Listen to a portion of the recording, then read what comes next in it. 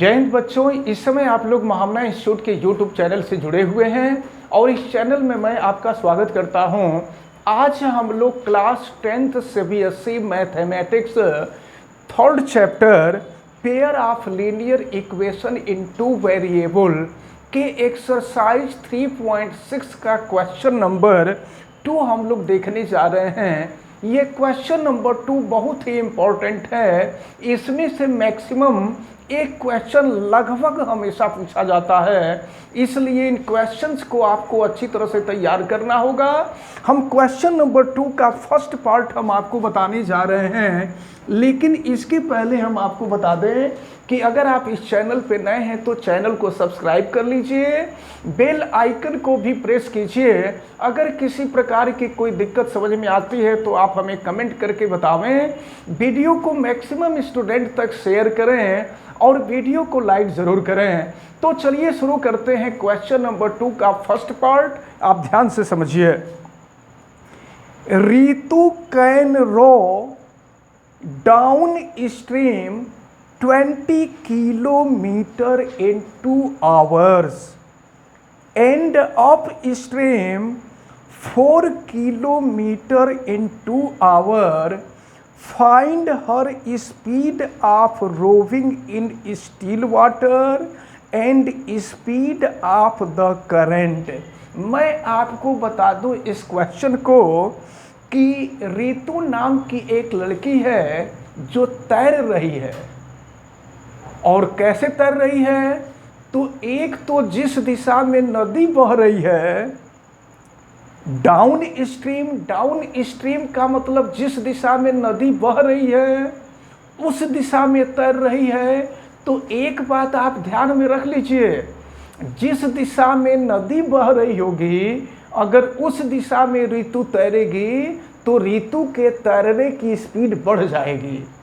और जब up stream होगा, अप स्ट्रीम का मतलब जिस दिशा में नदी बह रही है उसके अपोजिट साइड में। तो जब नदी के बहने के अपोजिट साइड में अगर ऋतु तैरेगी तो उसकी जो स्पीड है वो स्पीड घट जाएगी।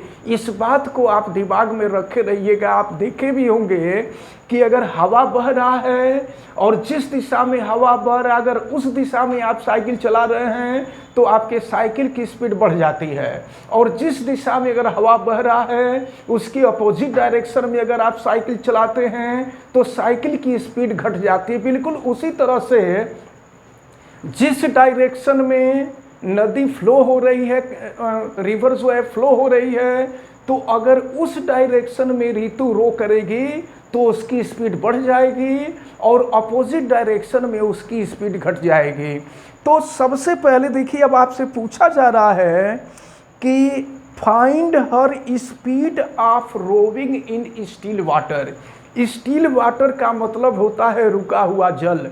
रुके हुए जल में अगर वो तैरेगी तो उसकी स्पीड क्या होगी, और स्पीड ऑफ करंट माने नदी के धारा का प्रवाह क्या होगा, यानी नदी किस स्पीड से बह रही है, ये आपसे पूछा जा रहा है। तो दिमाग में रख लीजिए, 2 बातें आपसे पूछी जा रही हैं कि पहले तो ये कि अगर रुका हुआ जल हो तो उसमें ऋतु किस स्पीड से रो करेगी, और दूसरी चीज ये कि नदी किस स्पीड से बह रही है, ये आपसे पूछा जा रहा है।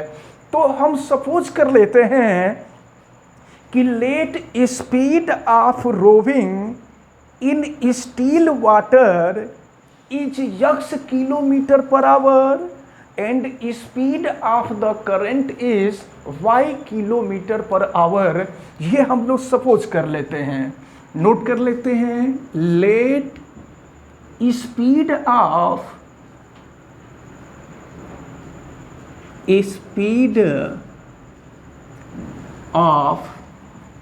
Rituj rowing in still water in still water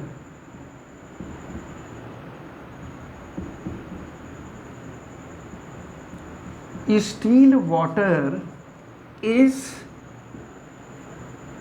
x kilometer per hour and speed of current is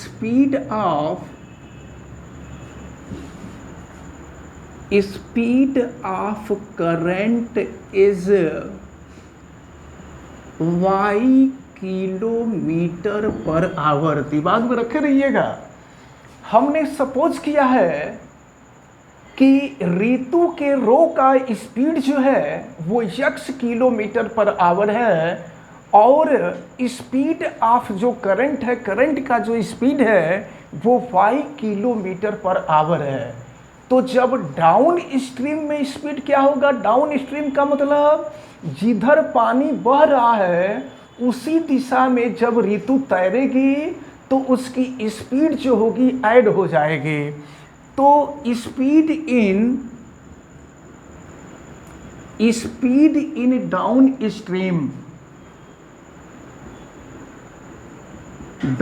stream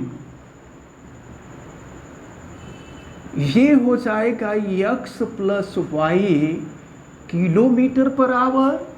जिस दिशा में नदी बह रही है उस दिशा में अगर ऋतु तैरेगी तो उसकी स्पीड बढ़ जाएगी, इसलिए x और y दोनों ऐड हो गया है। अब अप स्ट्रीम में क्या होगा? Speed in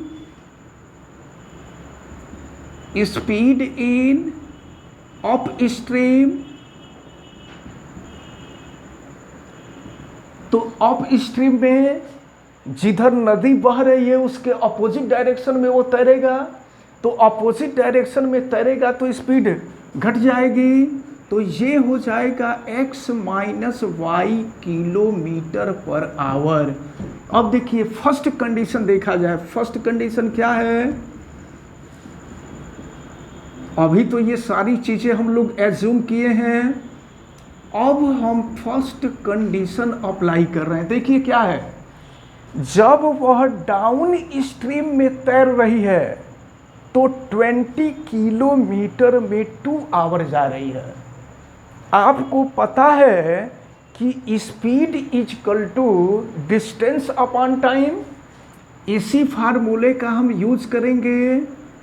speed equal to distance upon time, इसी फार्मूले का यूज होगा।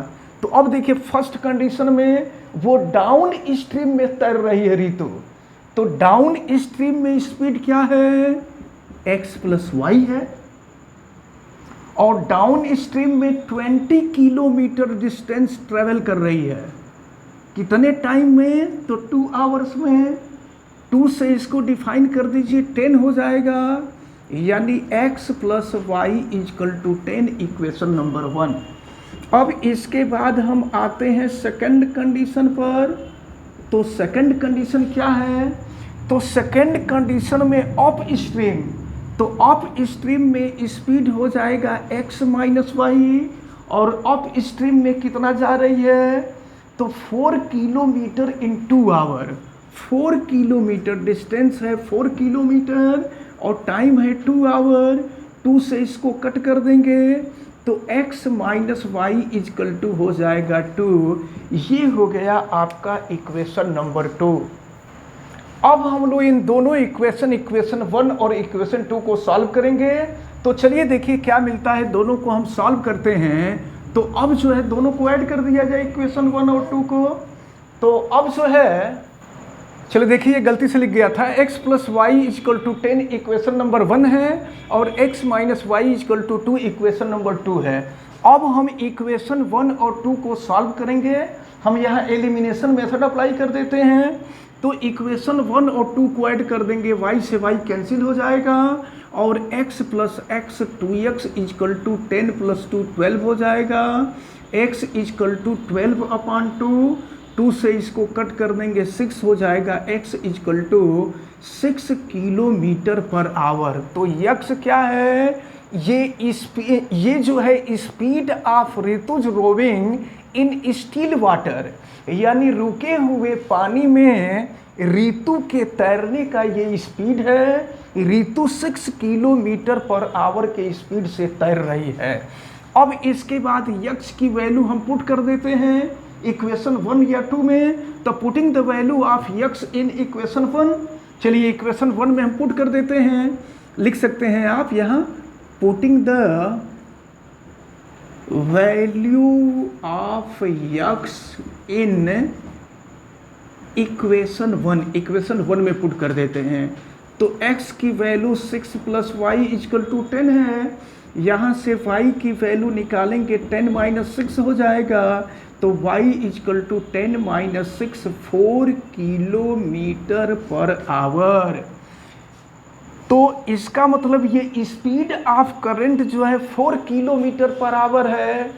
हैंस अब यहाँ पर सॉल्यूशन क्या निकला हमारा, आंसर क्या आया, the speed of Ritu's rowing in still water is 6 kilometre per hour and speed of the current is 4 kilometre per our.